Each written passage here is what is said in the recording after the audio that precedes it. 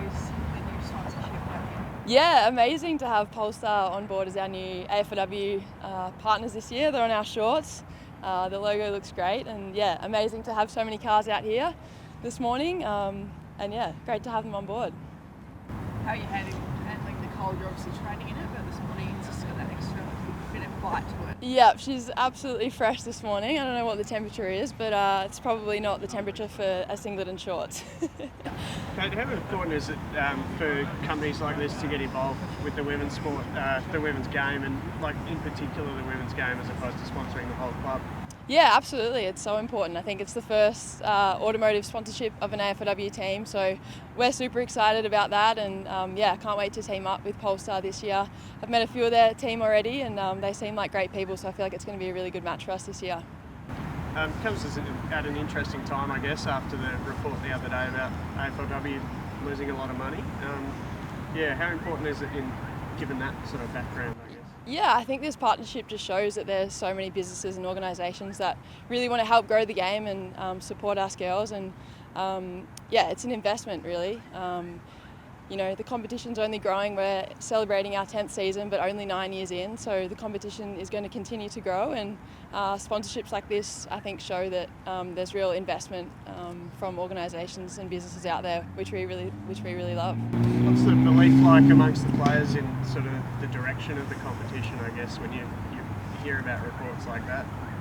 How do you feel it's growing from a playing group? Yeah, I'm super confident that the AFLW is an amazing competition already, and I think, yeah, as I said, we're only 10 seasons in, so I think we just need to keep investing both as players and then more broadly as well into the game. And I think, look, I compare myself as a player in my first season in 2018, and if I was that same player as what I was now, I certainly wouldn't be getting a game. So I think the standard and the investment from players is only growing, and the competition's only going to keep growing as the investment comes. And I think we've seen this year a lot of our athletes are becoming more and more full-time. You know, we've got 3-day sessions at the club at the moment and a Saturday session. So yeah, I compare that to when I first started. You know, it was all working 9 to 5 and then coming to the club 5 till 10. So yeah, it's amazing to see how far it's grown already, and no doubt it's going to continue to grow. It was a bit of a condensed season last year. How did you navigate sort of the structure of last year's season? Yeah, last year was obviously a really unique season with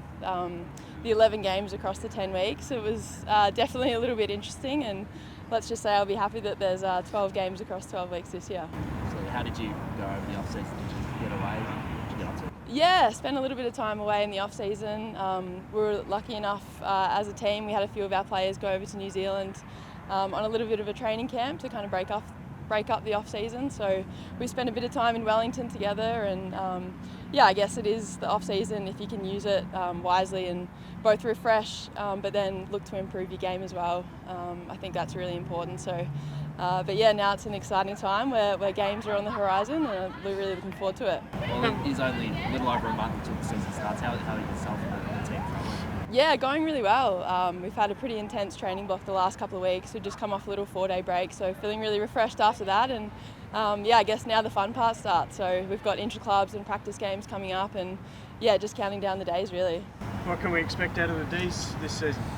Yeah, we're really excited. We've brought in 3 amazing new young kids, all 18-year-olds. They're keeping me young, that's for sure. But yeah, we're really excited about where our game's going to go this year. We've tweaked a little bit of our game style. You know, our contest is still kind of the bulk and the DNA of what our team's going to bring this year. But we've been really working hard at our offense, our run and carry game, and then our defense as well. So yeah, we're really excited about things this year, and yeah, can't wait to get started. You kept a close eye on other teams at this point of the year. Who do you think's sort of up there this season? Yeah, a little bit. I guess you kind of always see stuff on socials, and you're comparing your pre-season to what they're doing. So no doubt, I'm sure the teams that have been up there, you know, across all 10 seasons are probably going to be up there again. I'm sure North are going to be strong. They obviously had an amazing year last year, unbeaten for the whole season, which is an incredible feat. So no doubt they'll be a tough team. And then, yeah, I guess the likes of Brisbane, Adelaide, always really strong opponents. Taylor Harris must be itching to go, given last season. Yeah, Taye's been great. She's had a ripper off season, obviously coming off the shoulders, or kind of the 2 shoulders in the last 2 years, but she's fit and firing. She's been training the house down, so she played a VFLW game last weekend, I think it was, and got through the full game. So she's just loving her footy, and yeah, can't wait to see her attack this year. Are you a fan of State of Origin, the potential of that, or international rules? Yeah, absolutely. Why not? Yeah, I think you see in the NRL and NRLW how effective and how great those spectacles are. So yeah, I'd absolutely love to play in a State of Origin game, or against our Irish counterparts. That'd be pretty cool as well. Obviously, it's the 10th season, which is really exciting. Do you think the skill level is where it should be? Yeah, I think so. And as I kind of mentioned before, I think the skill level is only going to continue to grow. And I've really seen that in our new girls and our draftees this year. You know, they've been playing the game since they were 5 years old. I compare it to myself. I played from 5 till 10, but then didn't play for 10 years. So it's a pretty long time where I didn't get to develop my skills. So these girls are kind of coming through the pathways now. I was down at a Coach League game a couple of weeks ago, the Sandy Dragons down at RCA, and watching those girls go about it makes me really, really excited for the future.